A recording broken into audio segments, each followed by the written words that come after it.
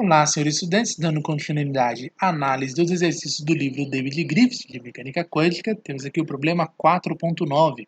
Ele fala de uma partícula de massa m é colocada em um poço esférico finito, cujo potencial se apresenta assim, né? Potencial em função da direção radial, como sendo igual a menos V0, seria o valor dele, né? Se o R for menor ou igual a A, ou seja, no interior desse poço, né? Isso quer dizer.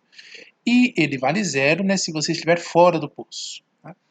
Então, o poço quadrado agora é finito. Então, nesse caso, se você compara com os exercícios anteriores, nós teremos caso geral, e mesmo no exemplo 4.1 aqui do livro do Griffiths, né, você tem lá que é proibida a região fora do poço infinito, né, que na verdade é uma região que não há.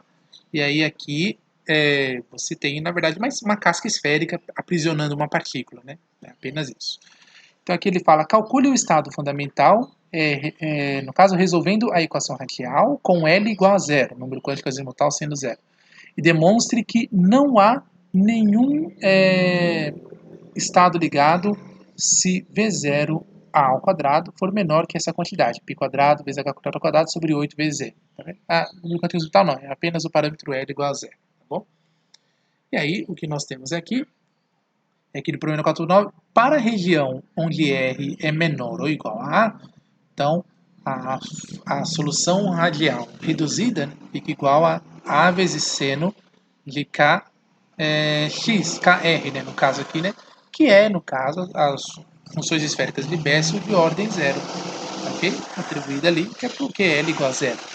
Com K sendo igual a raiz quadrada de 2 vezes M vezes a energia total mais esse potencial atribuído aqui sobre H cortado.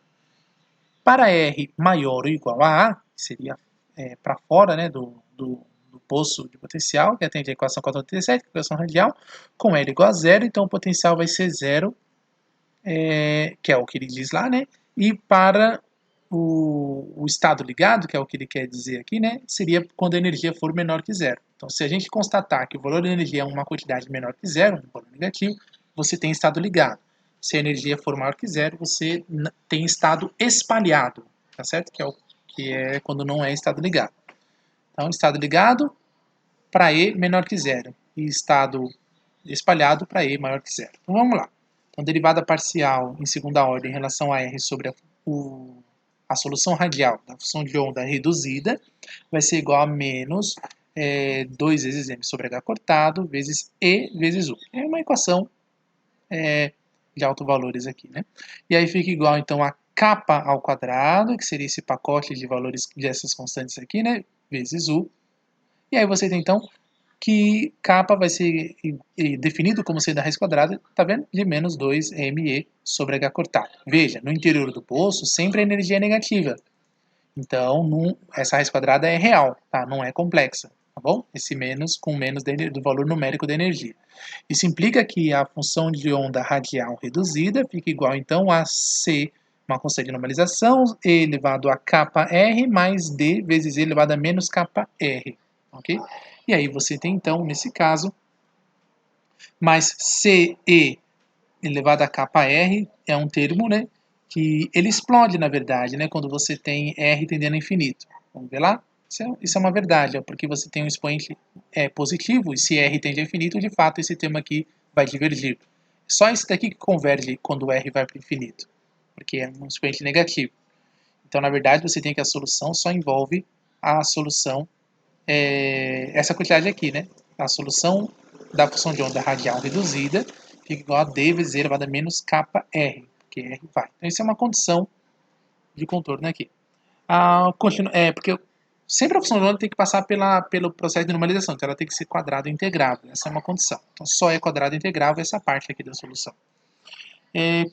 Continuamente, os valores de U em R igual a A, vai dar A vezes seno de K, que é igual a D vezes E elevado a menos kappa A, ok? E aí você tem que, pela continuidade também, você vai ter que U', que é R igual a, em R igual a, vai ser então a AK, que é a derivada, tá bom? U' é a derivada em relação a x, né, da função acima aqui. Então vai ser A vezes K cosseno de Ka igual a menos D vezes kappa vezes E elevado a menos NA. Tá vendo? Porque esse lado esquerdo é a função que descreve a partícula dentro do poço quadrado finito, mas encostando na parede dele, tá certo? Na parede do poço. Enquanto que esse termo aqui, né, essa solução aqui, é descrevendo a posição descrevendo a partícula, mas ela encostada na parede do poço, só que do lado de fora, e não mais do lado de dentro. Não se define espessura dessa parede, tá? Essa parede tem uma espessura infinitesimal. Então, definindo assim, né, a parede com uma espessura infinitesimal, então você tem que as soluções devem ser iguais nesses dois pontos. A diferenciação delas na verdade, elas são as mesmas. Então, descreve aqui. Então, isso é a relação de continuidade, que é uma das condições que temos quando aplicamos as condições de contorno sobre a função. Ela deve ser contínua, né, e as derivadas delas devem ser possíveis. Né? Ela tem que ser derivável e elas têm que ser contínuas nesse processo de derivação. Então, se a gente dividir isso pela quantidade 1 sobre K, diminui um pouquinho, mãe, 1 sobre K vezes tangente de K vezes A, que é igual a menos 1 sobre K, ou, no caso aqui, a gente tem menos aqui, no caso, cosseno, né, que a gente tem aqui na lição, cotangente de KA é igual a K sobre K, ok? E aí a gente tem aqui, se a gente deixar KA definido como Z, K sobre K é igual a raiz quadrada de 2m, V0 A ao quadrado sobre H cortado ao quadrado menos Z ao quadrado sobre Z.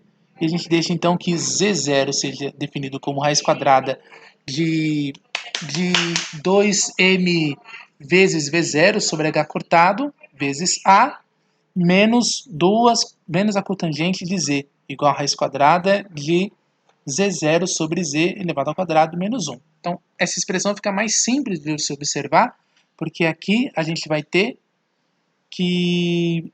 Assim é exatamente, né, a solução que ele vai ter para a expressão, né, onde você tem que os mesmos...